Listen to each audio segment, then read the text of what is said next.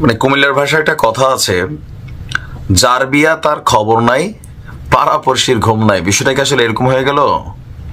আমাদের তথ্য উপদেষ্টা নাহিদ গেল কয়েকদিন গণমাধ্যমে আমরা দেখলাম যে তিনি আপনার ছাত্রদের যে নতুন রাজনৈতিক দল আসছে সেই দলটির সর্বোচ্চ প্রধান পদে তিনি থাকবেন। একটা কমিটিও আমরা খসড়াপত্র দেখলাম।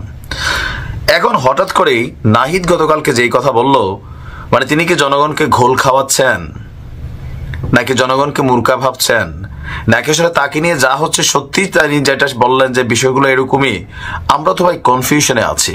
এই খেলাগুলো রাজনৈতিক দলের নেতারা খেলে, বাট ছাত্রদের প্রতি তো আমাদের একটা আস্থার জায়গা আছে। টোটালি ছাত্র উপদেষ্টা থেকে শুরু করে যে সমন্বয়করা আছে, ছাত্রদের নতুন রাজনৈতিক দলের জন্য আমারও কিন্তু সবচেয়ে বেটার নাম্বার 1 অপশনে আছে নাহিদ। বাকিরা যারা আছে এদের তুলনায় দলীয় প্রধান হিসাবে নাহিদ মানানসই। এখন আমরা যখন দেখলাম যে নতুন দলের প্রধান নাহিদ হতে যাচ্ছে, আহ্বায়ক পদের পরে তারপরে যার একটা পদ নিয়ে সার্জিস সহ 4 জনের একটা টানাটানি চলছে, সমর্থকরা ফেসবুকে পোস্ট দিচ্ছে। এর মাঝখানে নাহিদ বলছেন যে সবকিছুই গুজব, আবার একটু লেজও রেখেছেন। তা আমার মনে হয় কি যে দেখেন, আপনারা ক্লিয়ার কথাবার্তা না বললে হইল কি যে গণমাধ্যমে যেটা প্রকাশিত হচ্ছে, আমরা যা বলছি 1 সপ্তাহ পরে আবার আপনি যদি সেটাই করেন, তাহলে মনে হবে যে 1 সপ্তাহ মানুষের সাথে এই মানে ভিন্ন রকম সুর দেওয়া, ভিন্ন কথা বলা, এগুলো অন্তত আমরা আমাদের ছাত্র উপদেষ্টাদের কাছ থেকে বা যারা এই রাজনীতিতে কানেক্ট হবেন তাদের কাছে আশা করি না। আচ্ছা, প্রেক্ষাপট দেখেন। নাহিদ বলছে পত্রপত্রিকায় বা মিডিয়াতে যেভাবে তথ্য আসছে তিনি মনে করেন এভাবে আসা উচিত না, কারণ তিনি আনুষ্ঠানিক কোনো সিদ্ধান্ত নেনই নাই যে তিনি দলটার প্রধান হিসেবে দায়িত্ব নেবেন। তো বলা হচ্ছে যে তিনি আনুষ্ঠানিক সিদ্ধান্ত নেওয়ার আগে, সেইটা প্রকাশের আগেই কোনো ধরনের অনুমানের উপর ভিত্তি করে তথ্য ছড়ানো ঠিক হচ্ছে না। তাহলে প্রশ্ন হচ্ছে, এই যে কমিটিগুলো আমরা দেখছি নতুন রাজনৈতিক দলের বিভিন্ন পদের, তো এগুলা কি গণমাধ্যমের কর্মীরা নিজেরা বানায়া পদ পদবী হিসাবে পত্রিকায় নিউজ করে দিচ্ছে, নাকি আসলে ছাত্রদের মধ্য থেকে তথ্যগুলো আসছে? আমরা তো পত্রিকাতে দেখি যে নাম প্রকাশে অনিচ্ছুক ছাত্রদের মধ্য থেকে কেউ না কেউ তথ্যগুলো গণমাধ্যমকে দিচ্ছে। আর গণমাধ্যম যখন ছাপাচ্ছে, নাহিদ বলছে যে এগুলা এই মুহূর্তে এরকম কোনো কথাই হয় নাই, এগুলা জাস্ট কল্পনা প্রসূত।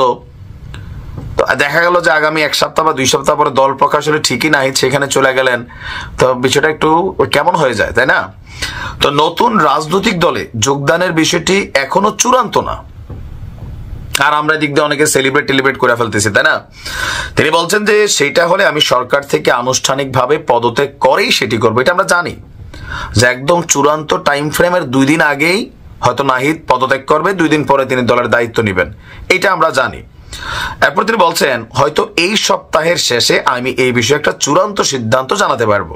এটাই হচ্ছে ফোকাস পয়েন্ট, কারণ ছাত্রদের নতুন রাজনৈতিক দল 24 তারিখ লঞ্চ করতে যাচ্ছে। তো এই সপ্তাহের শেষ মানে আজকে হচ্ছে 19 তারিখ, আজকে মঙ্গলবার, বুধ, বৃহস্পতি, 20, 21, 22, 24 তারিখ দল আসবে। তার মানে হয়তো আগামী বৃহস্পতিবারে নাহিদ পদত্যাগ করবে। পারসেপশন বা ক্যালকুলেশন কিন্তু তাই বলছে, তবে নাহিদ বলছে এগুলো এখনো শিওর না। তো তিনি বলছেন নতুন দলে যোগদানের বিষয়ে আমি এখনো চূড়ান্ত সিদ্ধান্ত নেইনি, কিন্তু সম্ভাবনা আছে। ওইটাই বাইরে যারা আছেন বৈষম্য বিরোধী এবং নাগরিক কমিটি, তারা একটি রাজনৈতিক দলের উদ্যোগের কথা অনেক আগেই বলেছে। আমি আমার জায়গা থেকে বলেছি যে সেই দলে যুক্ত হওয়ার সম্ভাবনা আমার থাকতে পারে। তো ঘুরে পেঁচা হচ্ছে কি, আমরা জানি যে দলটার প্রধান পদে নাহিদই থাকবেন এবং 24 তারিখ আমরা দেখব এর আগেই তিনি টুস করে পদত্যাগ করে ফেলেছেন। তো যেহেতু উনি ঢুকবেনই, তার প্রতি মানুষের সমর্থনও আছে, আমি মনে করি টোটাল দলের প্রধান হিসেবে নাহিদ একদম পারফেক্ট একটা ক্যারেক্টার, মোর দেন মাহফুজ বা আসিফ, হাসনাত, সার্জিস।